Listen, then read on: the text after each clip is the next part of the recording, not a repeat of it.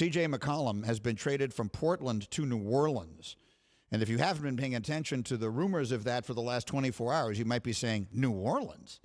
But yeah, the Pelicans, here's a dirty little secret that no one is paying any attention to, and I will confess, if I wasn't hosting the NBA show right now, I might not be noticing either. The Pelicans are good. The Pelicans started this season 1-12.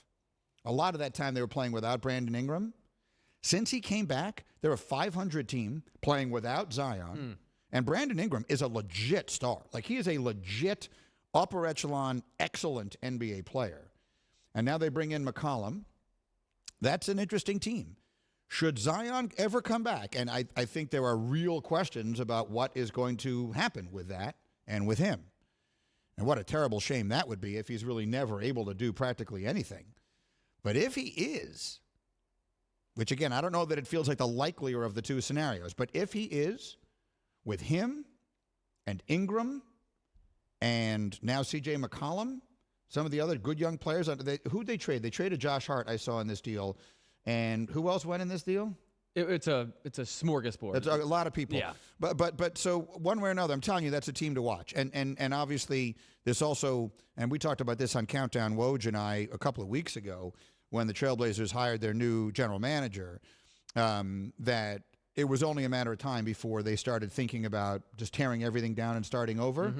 So McCollum gets traded now. The question is, what winds up happening with Dame Lillard? That's the real question. That's what Philadelphia wants to know. Because if this James Harden thing does not work out, Lillard has been number one on our list for the last year. You wonder if they're going to start this teardown, if that might be the next shoe to drop. Here's what I can tell you weeks ago. More than that now. It's probably months ago.